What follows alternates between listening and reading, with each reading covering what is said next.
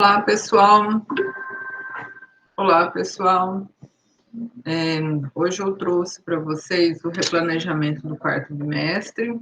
Em função da semana passada a gente ter a Semana de Ciência e Tecnologia, eu acabei dispensando vocês da aula, né?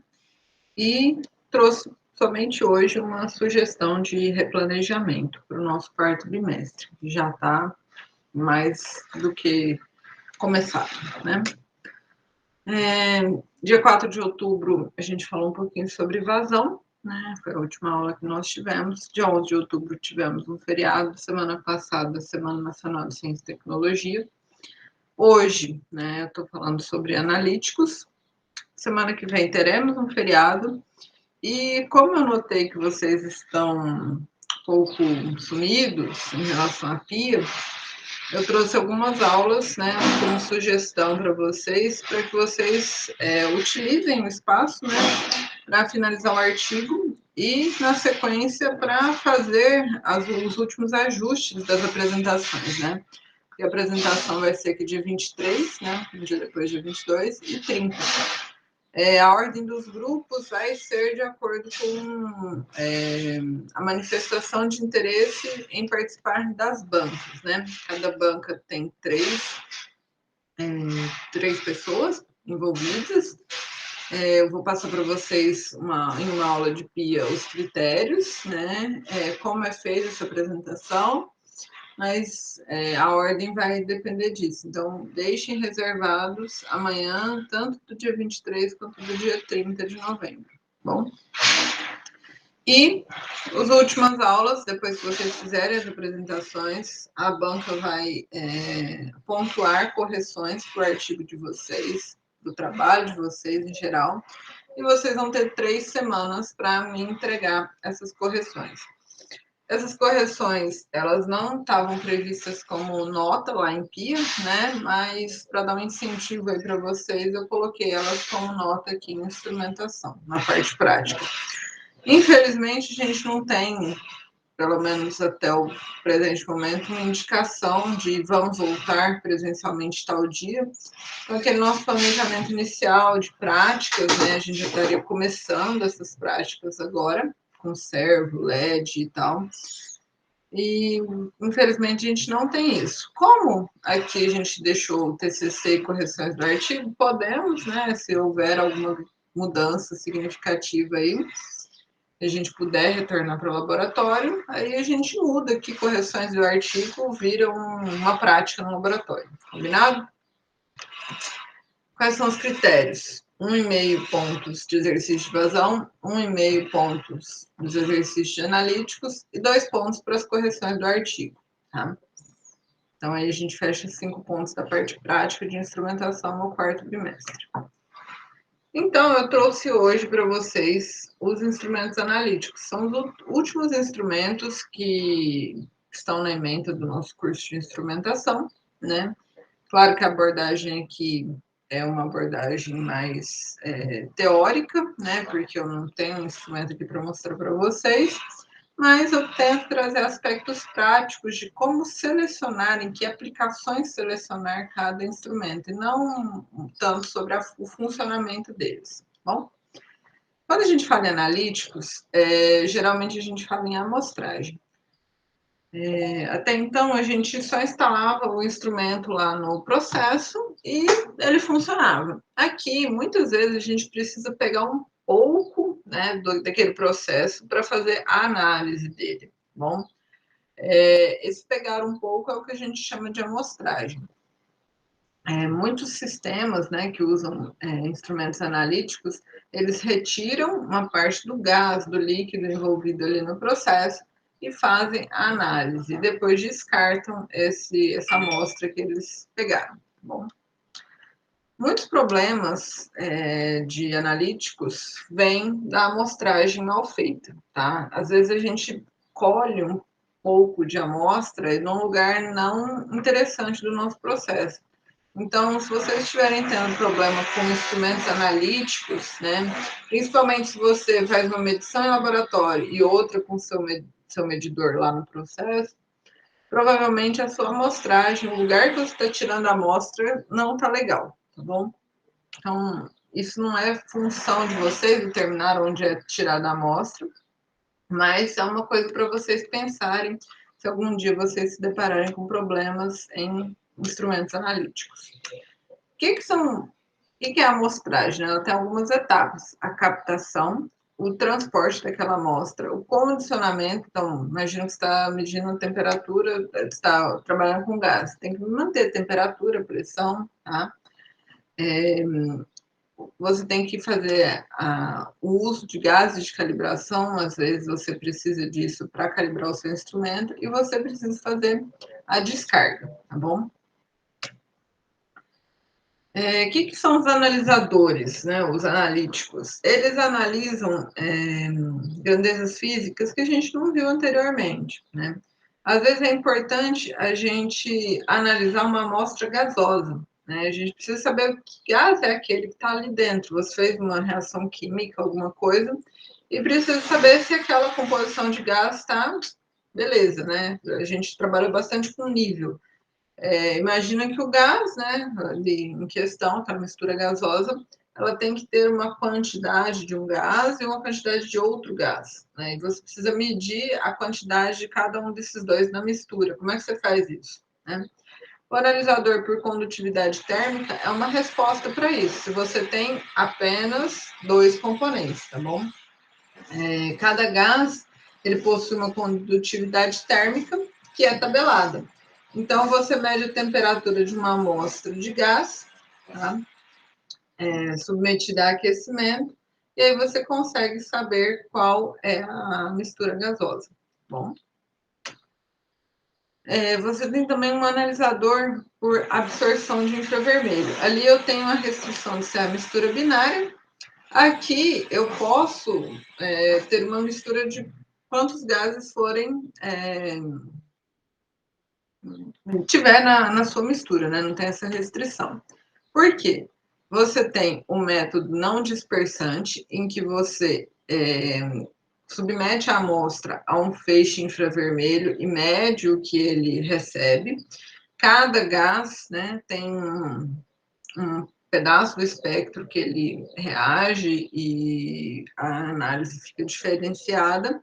Então, se você varrer todo o espectro do infravermelho, você sabe tudo que contém naquela mistura gasosa. Ou então você pode ficar olhando ali para um certo comprimento de onda, né, pré-determinado, uma faixinha lá pré-determinada, porque você sabe que, por exemplo, você está procurando o hélio, você está procurando o hidrogênio, você está procurando o oxigênio. Então, aí você sabe qual que é o comprimento de onda específico do seu gás. Então, o método dispersante é o método que você olha um pedacinho, o método não dispersante é o que você varre todo o espectro, tá bom? O dispersante, é claro, ele só encontra um tipo de gás, né? O não dispersante, aí sim você encontra todos os tipos, beleza? O analisador por paramagnetismo é um analisador específico para oxigênio, tá? Pelo efeito paramagnético desse gás, você consegue medir a concentração dele em uma mistura gasosa, tá bom? Por que é importante a gente medir do oxigênio? Vocês vão ver que tem dois, né? Tem o paramagnético e o oxizircônio. Por que tem dois pro oxigênio? Muitos processos de queima são usados na indústria. E para a gente controlar o processo de queima, a eficiência desse processo de queima, muitas vezes na exaustão, a gente mede quanto de oxigênio restou. A ideia é que a gente não tenha oxigênio restante para que a nossa queima seja totalmente eficiente. Então, é importante que a gente meça isso daí também, tá bom? Então, o analisador de óxido de zircônia também mede a concentração de oxigênio em temperatura, porque ele é um eletrodo cerâmico, né? Em temperaturas elevadas permite a difusão do oxigênio. Então, dependendo da concentração, você vai ter um tanto de difusão, certo? E aí eu trago o exercício 1, em que eu peço para vocês olharem essas situações, né? E determinarem aí qual é o analisador de gás mais adequado, tá? Eu quero que vocês façam de forma individual. Passando para analisadores de líquidos, né? Lá em líquidos, a gente tem uma grandeza, né? O pH. É muito importante em processos químicos que a gente mantenha o pH das substâncias envolvidas controlado, né? Onde numa usina de açúcar e etanol a gente tem um pHmetro, né? Ou um analisador de pH. Geralmente ali na ETA 10.000, tá? Onde a gente trata a nossa água, principalmente a água que vai para a caldeira, né? Vocês estão fazendo processos industriais, vocês sabem que na caldeira não vai caldo, né? Vai água. Então, aquela água lá é uma água desmineralizada. Todo tratamento dela é super importante. Se ela não for bem tratada, a sua caldeira vai sofrer grandes danos. Tá? Então, o pH, nesse caso, ele é medido a partir da diferença potencial criada entre o eletrodo de medição e o eletrodo padrão, tá? E ocorre uma oxirredução ali, tá? Então, você precisa sempre limpar ou trocar os seus eletrodos.